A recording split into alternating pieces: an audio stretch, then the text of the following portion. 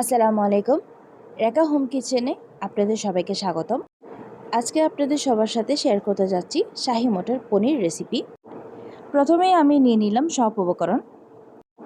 এখানে আমি যে পনিরটি ব্যবহার করব এটা সম্পূর্ণ হোমমেড। পনির তৈরির রেসিপি জানতে চাইলে অবশ্যই আপনারা আমাকে কমেন্ট বক্সে জানাবেন। এরপর আমি সব উপকরণ ভালোভাবে ধুয়ে কেটে নিব। এরপর কাটা শেষ করে চুলায় বসিয়ে দিব একটি ফ্রাই প্যানটি ভালোভাবে গরম হয়ে আসলেই প্রথমেই আমি দিয়ে দিব সরিষার তেল। এবার তেল গরম হয়ে আসলেই পনিরগুলো হালকা ভেজে নিব। এবার ভাজা পনিরগুলোর লবণ মেশানো পানিতে ভিজিয়ে রাখবো যাতে পনিরগুলো শক্ত হয়ে না যায়। এবার আমি আবারও ফ্রাই প্যানটিতে হালকা তেলে দিয়ে দিব এক টুকরো দারুচিনি, 3-4টে এলাচ, 3-4টে লবঙ্গ, সাথে পেঁয়াজ কুচি ও 3-4টে রসুনের কোয়া। এবার পেঁয়াজ ও রসুন তেলের মধ্যে ভালোভাবে ভেজে নিব। পেঁয়াজ ও রসুন তেলের মধ্যে ভালোভাবে ভাজা হয়ে গেলে এবার আমি দিয়ে দিব টমেটো কুচি,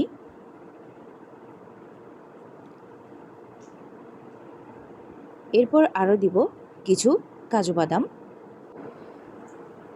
এবার সব কিছু ভালোভাবে মিশিয়ে নিব। এরপর দিব আধা চামচ লবণ,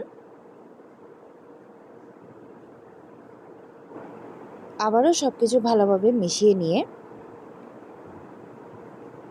দিয়ে দিব সামান্য পরিমাণে পানি। এভাবে ভালোভাবে নেড়েচেড়ে অপেক্ষা করব পানি শুকনো পর্যন্ত।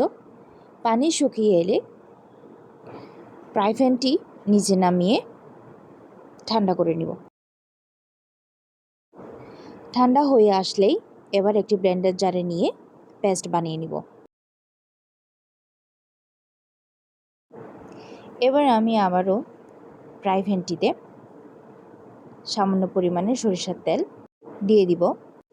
এবার তেল গরম হয়ে আসলেই দিয়ে দিব আধা চামচ আজওয়াইন ও আধা চামচ আস্ত জিরা, আরও দিয়ে দিব ব্লেন্ড করে রাখা সেই পেস্টটি। এবার আমি এক এক করে দিয়ে দিব সব গুঁড়ো মশলা। 1 চামচ মরিচের গুঁড়া, আধা চামচ হলুদের গুঁড়া, আধা চামচ জিরা গুঁড়া, আধা চামচ ধনিয়া গুঁড়া ও আধা চামচ গরম মশলার গুঁড়া। এতে আমি আরও দিব আধা চামচ আদা গুঁড়া, 1 চামচ কাশ্মীরি লঙ্কা ও সামান্য পরিমাণে চিনি। এবার আমি হালকা পানি দিয়ে মশলাটি ভালোভাবে কষিয়ে নিব। মশলাটি ভালোভাবে কষানো হয়ে গেলে এবার আমি দিয়ে দিব কাঁচা মটর। এবার কষানো মশলার সাথে কাঁচা মটরগুলো ভালোভাবে মিশিয়ে নিব।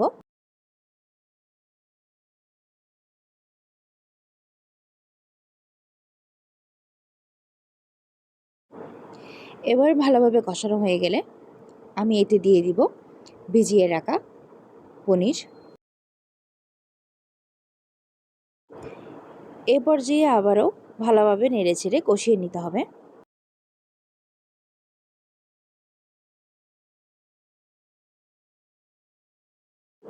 এবারও ভালোভাবে কষানো হয়ে গেলে আমি এতে দিয়ে দিব পনির ভিজানো লবণের পানিগুলি। আপনারা এখানে আপনাদের স্বাদ মতো লবণের পরিমাণটা দিবেন। এবার চুলার আঁচটি মাঝারি আঁচে রেখে 2 মিনিট ভালোভাবে রান্না করে নিব। রেসিপিটি ঠিক এমনটা হয়ে আসলে উপরে দিয়ে দিব 2 চামচ দুধের মালাই ও 1 চামচ ঘি। এবার সবশেষে আমি দিয়ে দিব ধনেপাতা কুচি।